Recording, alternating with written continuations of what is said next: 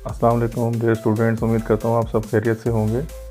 आपको अपने YouTube channel में खुशामदीद कहता हूँ और उम्मीद करता हूँ कि आप रोज़े भी रख रहे होंगे और तैयारी भी कर रहे होंगे साथ साथ। आज का हमारा जो टॉपिक है वो 10वीं जमात में उर्दू के पेपर में तफ़हीम इबारत सवाल नंबर 7।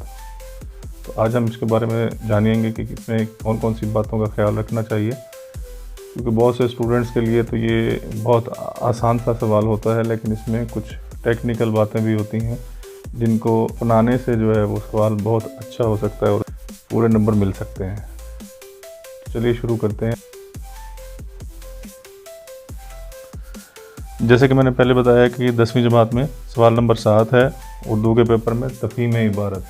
ये सबसे आखिरी सवाल होता है तफ़हीम इबारत का।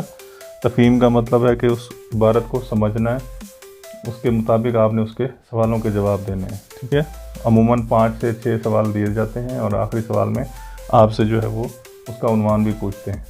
तो इसमें 10 नंबर का ये सवाल है और इसमें 10 से 15 मिनट ही लगते हैं ये सवालों के जवाब लिखने में। तो आज की जो बातें हैं, अहम बातें, वो मैं आपको बता दूँ करना है। तो सबसे पहले इबलाग कहते हैं कम्युनिकेशन को। इबलाग क्या है? कम्युनिकेशन। इबलाग में ज़बान अहमियत की हामिल होती है।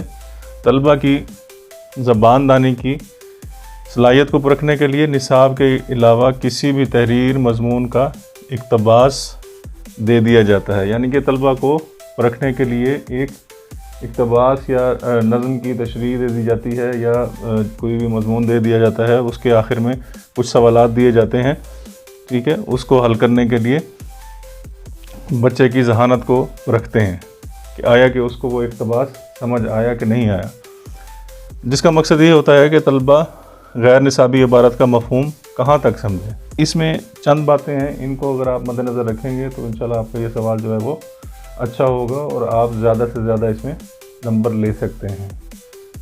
तो इसमें पहले नंबर पर सबसे पहले इबारत को 2-3 बार पढ़कर इबारत के मफ़हूम और नफ्स मज़मून को समझना है। यानी कि जब आप उस इबारत को 2 से 3 बार पढ़ लेंगे तो आपको उसकी जजमेंट हो जाएगी, अंदाज़ा हो जाएगा कि ये इबारत किस हवाले से है और इसका नफ्स मज़मून क्या है। और दूसरे नंबर पर पूछे गए सवालात के जवाबात इबारत में मौजूद होते हैं। ये बहुत ही आसान लगता है बच्चे इसके लिए, क्योंकि पढ़ते भी नहीं, कोई हिदायत वगैरह पढ़ने की ज़रूरत भी नहीं होती, क्योंकि उनको पता है कि ये बहुत आसान सवाल है। लेकिन इसके अलावा इनकी टेक्निक्स भी होती हैं, उनको याद रखना भी ज़रूरी होता है। तो उसमें जो है पूछे गए सवालात के जवाबात मौजूद होते हैं। अगर ना हो तो मजमूई तासुर से उसका अंदाज़ा लगाया जा सकता है कि वो सवाल जो है उसका जवाब जहन में आ जाता है, कि उसको ओवरव्यू करना है आपने पूरी इबारत को और उसके मुताबिक जो है आपने उसके जवाबात देने हैं। तीसरे नंबर, तमाम जवाबात इबारत के मुताबिक हों, हक़ाइक़ को मस्ख़ ना करें। यानी कि जो कुछ इबारत में लिखा हुआ है उसको आपने मद्देनज़र रखना है और उसके मुताबिक ही आपने जवाबात देने हैं, और जो उसके हक़ाइक़ हैं उनको मस्ख़ नहीं करना, उनको चेंज नहीं करना। ठीक है, जो भी उनके हक़ाइक़ हैं उसको आपने मस्ख़ नहीं करना, बल्कि आपने जो इबारत के असल जुमले हैं उसके मुताबिक आप अपने अल्फाज में जवाबात दे सकते हैं। उसके बाद चौथे नंबर पर है जवाबात सवालात के ऐन मुताबिक हों, गैर ज़रूरी तूल हरगिज़ ना दें। उसमें कोई तवालत नहीं लेके आनी, गैर ज़रूरी बातें नहीं लिखनी और ना ही उसको आपने तूल देना है, ठीक है, लंबा करना है। जवाब को अपनी शेखी बगाड़ने की कोशिश में मुश्किल बनाने की कोशिश ना करें। यानी कि आप ये समझें कि जी मुझे तो इसमें ज़्यादा आता है और मैं इसको जो है कर लूँगा। बहुत से बच्चे ऐसे कर भी देते हैं, वो 5-5, 6-6 लाइनों के जवाब जो है वो लिख देते हैं। तो ये इस तरह से नहीं करना, क्योंकि वो फिर उसको समेटना मुश्किल हो जाता है। ठीक है, अगर उसमें मारूज़ी तर्ज का कोई हो तो आप उस जवाब के गिर्द सिर्फ दायरा लगा सकते हैं। अगर आपको जवाब लग रहा है कि उसमें मारूज़ी तर्ज का है तो आपने सिर्फ उसको दायरा लगाना है उस जवाब को। ठीक है, उम्मीद करता हूँ आपको इस सवाल समझ आ रहा होगा। इसके बाद 5वें नंबर पर है, अगर इबारत का उन्वान पूछा जाए तो मजमूई तासुर के मुताबिक मुंतखब करें।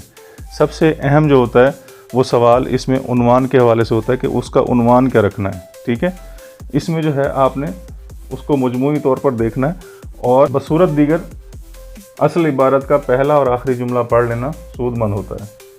और उसी में ही मुमकिन होता है कि आपको उसका उन्वान मिल जाए, यानी कि उसकी जो तहरीर आपको दी जाएगी, इबारत दी जाएगी, उसका आपने पहला जुमला और आखिरी जुमला पढ़ लेना है और उसी में ही मुमकिन होता है कि वो आपको उसका उन्वान मिल जाए। और उन्वान भी आपने एक ही देना है, इससे ज़्यादा उन्वानात नहीं देने। तो इन चीज़ों का आपने ख्याल रखना है।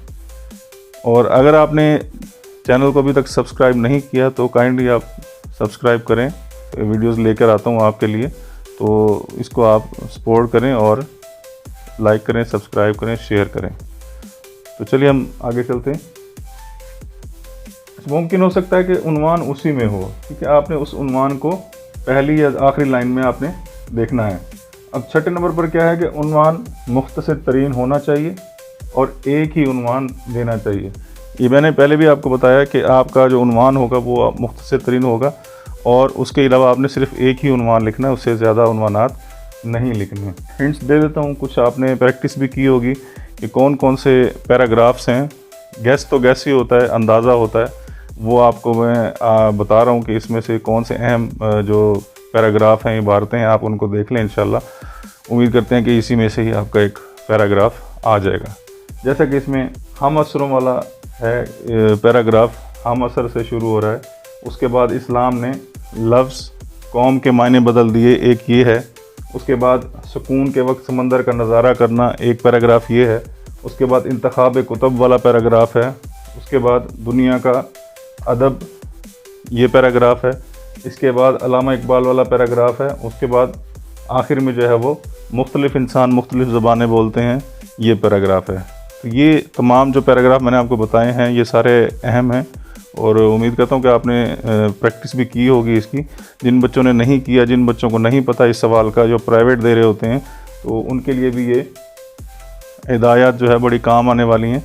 तो आप लोग जो है इसको आखिर में स्क्रीनशॉट भी इसका बना सकते हैं, मैं तस्वीर लगा दूंगा इसकी। तो आपने ये तमाम की तमाम बातें जो है वो याद रखनी है ताकि आपके पूरे के पूरे नंबर आएँ, उसमें कोई नंबर कटने की गुंजाइश ना हो।